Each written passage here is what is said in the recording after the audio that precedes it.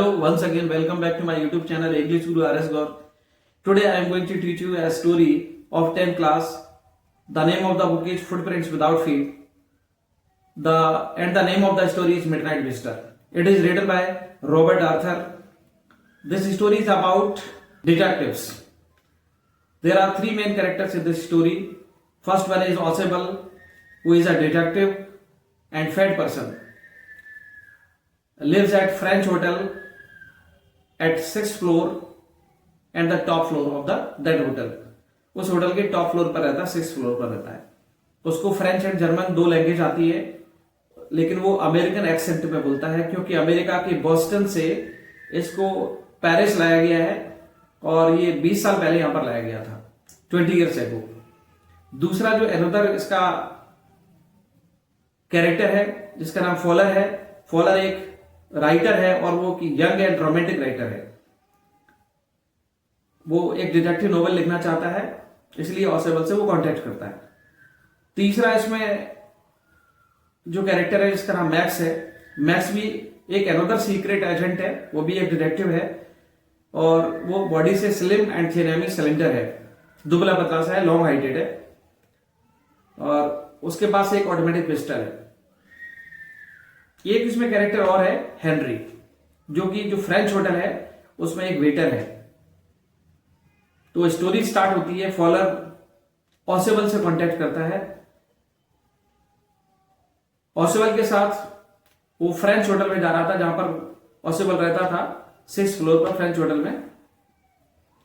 रास्ते में ये लोग बात करते जा रहे थे और ऑसेबल कह रहा था कि आपको मुझसे मिलकर थोड़ा सरप्राइज हुआ होगा, हो सकता है कि फ्रस्ट्रेशन भी आ रही होगी, आपको लग रहा होगा कि कहाँ ये मोटा सा व्यक्ति और ये कैसे डिटेक्टिव हो सकता है, मैं किस पर्सन से आके मिला और ये तो किसी भी एंगल से डिटेक्टिव नहीं लग रहा है. मतलब आपको मेरे साथ में कोई सरप्राइज आके आपको ऐसा फील नहीं हुआ होगा कि यहां पर कोई डिटेक्टिव वाली बात हो सकती है. Means I am not looking like a detective. इस तरह की कुछ बात करते जा रहे हैं. जैसे वो दरवाजे पर पहुंचता है अपने 6th फ्लोर पर जहां रहता था ऑसेबल, उसका दरवाजा वो खोलता है, ओपन करता है, एंट्री करते हैं. उसमें लाइट ऑफ थी, उस टाइम पर अंधेरा था, नाइट का टाइम हो रहा था. ये दोनों एंट्री कर जाते हैं उसमें, ऑसेबल एंड फॉलर रूम के अंदर. जैसे ही ऑसेबल लाइट स्विच ऑन करता है, he found max having a pistol, automatic pistol in his hand. He raised pistol on Osable and Fowler. Then Osable and Fowler became shocked. वो shocked हो जाते हैं. जैसे वो नॉब बंद करता है, उसका दरवाजा बंद करता है, लाइट ऑन कर रहा होता है, तभी ये सीन उसको दिखाई देता है, तो एकदम शॉक्ड हो जाते हैं. ऑसवेल कहता है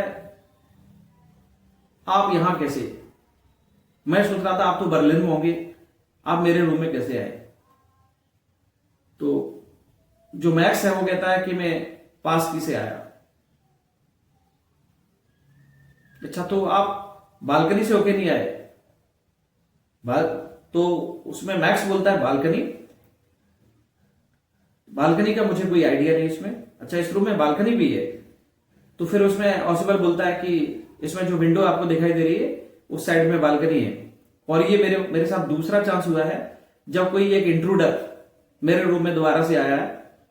इसके पहले 1 महीने पहले भी ऐसी घटना हुई थी. इसी महीने के अंदर 2 घटनाएं हो चुकी है.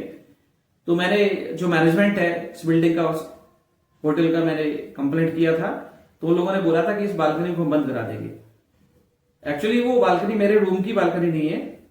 इस विंडो के उस साइड में एक रूम और है, लिविंग रूम है, उसकी बालकनी है. तो वहां से होकर एक पर्सन आ गया था आपसे पहले, और लेकिन तब से मैनेजमेंट ने कोई इसमें एक्शन नहीं लिया है और उस बालकनी को बंद नहीं कराया. तभी मैक्स क्या करता है, वो सोचता है तो एकदम क्लावर बन के और उस विंडो के पास पहुंच जाता है और विंडो पे एक पैर रख लेता है अपना और पिस्टल इनकी तरफ ताने रहता है. तो वो कहता है कि मेरे पास अभी एक रिपोर्ट आने वाली है, उस रिपोर्ट का मैं इंतजार कर रहा हूं. तो मैक्स कहता है वो तुम्हारे पास वो रिपोर्ट आने वाली है, तुम्हारे लोगों के हाथ में वो कैसे पड़ गई। मैं तो सोच रहा था कि आपको ये रिपोर्ट नहीं मिल पाएगी, बट मुझे पता लगा कि रिपोर्ट तुम्हारे पास आने वाली है, इसलिए मैं आपके रूम में एंट्री किया और अब वो रिपोर्ट मेरे पास होगी। तुमसे ज्यादा वो रिपोर्ट मेरे पास सुरक्षित रहेगी और वो रिपोर्ट जो है वो इंपॉर्टेंट मिसाइल्स के बारे में रिपोर्ट है और वो आपके हाथ में उतनी सुरक्षित नहीं रहेगी। इसलिए वो रिपोर्ट जैसी आएगी वो मेरे पास आ जाएगी, मैं उस रिपोर्ट को ले लूंगा। जब उनका डिस्कशन इस टाइप का चल रहा होता है तभी उस रूम का जो दरवाजा है उस पर खटखटाने की आवाज आती है, नॉकिंग की आवाज आती है।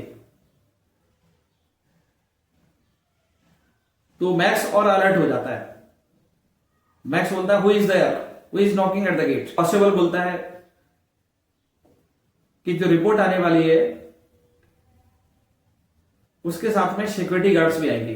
मैंने पुलिस को पहले से इन्फॉर्म कर रखा है क्योंकि इंपॉर्टेंट रिपोर्ट है तो वो सिक्योर होना चाहिए। मैं टाइम टू टाइम उसका इंस्पेक्शन करते रहे, ऐसा मैंने पुलिस वालों को बोल रखा है, उनको इन्फॉर्म कर रखा है। तो पुलिस होगी गेट पर। तो मैक्स और अलर्ट हो जाता है।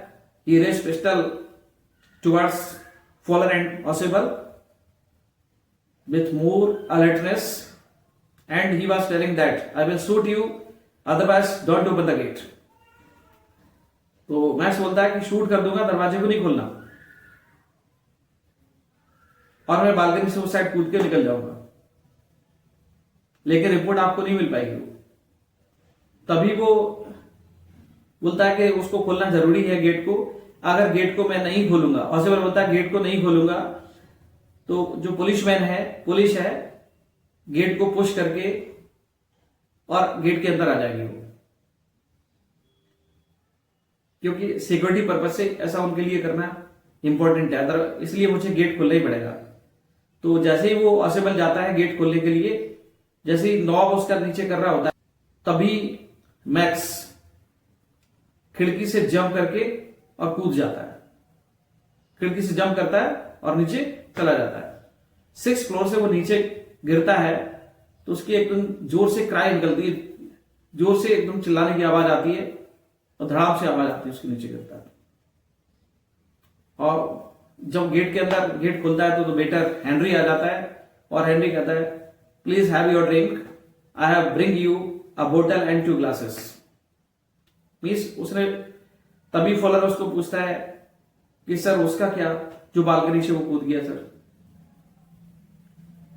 तो ऑसेबल उसको कहता है, हंसते हुए कहता है वेयर इज बालकनी, बालकनी कहां पर है।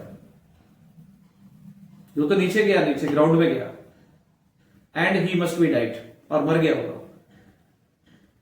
फिर वो दोनों ड्रिंक लेते हैं उसमें से और in this way the story ends. तो इस स्टोरी में जो ऑसेबल है वो भी एक सीक्रेट एजेंट है, डिटेक्टिव है, और जो मैक्स है वो भी एक सीक्रेट एजेंट है, डिटेक्टिव है। बट दोनों में हु वाज क्लेवरर, ज्यादा क्लेवर कौन था उसमें? तो आई थिंक मुझे ऐसा लगता है कि जो ऑसेबल है वो ज्यादा क्लेवर था क्योंकि उसका माइंड ज्यादा शार्प था। Weather he was not a dangerous person and he had not a slim body like a detective, but he befooled Max and he got victory over Max, और वो मैक्स पर इस प्रकार से विजय प्राप्त कर लेता है। ही गेट रिड ऑफ मैक्स, और मैक्स से छुटकारा पा लेता है। तो ये स्टोरी आपके लिए काफी इंपॉर्टेंट है 10th क्लास के बच्चों के लिए। You must watch the video very carefully and there will be some objective questions on this lesson. जो ऑब्जेक्टिव क्वेश्चन आते हैं कुछ, तो उसकी प्रिपरेशन करने के लिए भी आपको इसमें चीजों को समझना चाहिए। आपको ऐसे क्वेश्चन पूछा जाएगा, how many detectives were there, कितने डिटेक्टिव्स थे इन दिस स्टोरी में, तो आप कहेंगे ऑसेबल एंड फॉलर 2 थे। और इसमें जो वेटर था उसका नाम क्या था, हेनरी नाम था उसका। जो राइटर था, डिटेक्टिव नॉवल लिखना चाहता था, इसने ऑसेबल से कॉन्टेक्ट किया, what was the name of that person, तो फॉलर नाम था उसका।